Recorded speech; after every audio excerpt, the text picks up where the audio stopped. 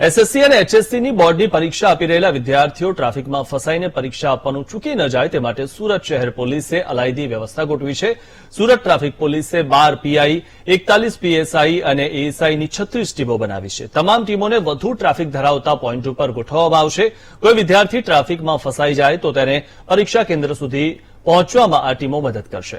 Traffic પોલીસે જાહેર કરેલા હેલ્પલાઇન નંબર ઉપર મદદ માંગવામાં આવતા વિદ્યાર્થીને પરીક્ષા કેન્દ્ર સુધી પહોંચવામાં વાહન સહિતની મદદ કરાશે. હેલ્પલાઇન ઉપરાંત પોલીસ કંટ્રોલ રૂમમાં પણ ફોન કરીને મદદ માંગી શકાશે. મહત્વપૂર્ણ છે કે પરીક્ષા આપનાર વિદ્યાર્થીઓ માટે ટ્રાફિક સમસ્યા ધરાવતા સર્કલ મુજબ કર્મચારીઓની 3 ટીમો ગોઠવાઈ છે.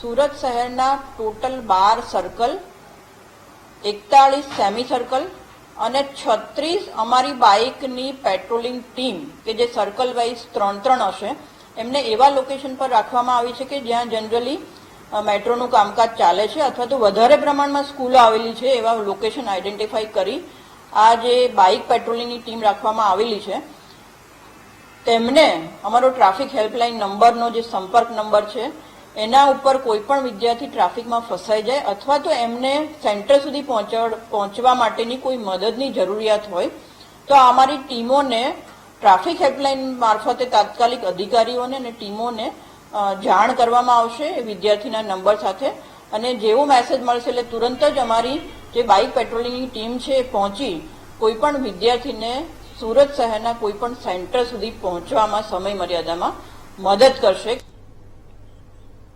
રાજકોટના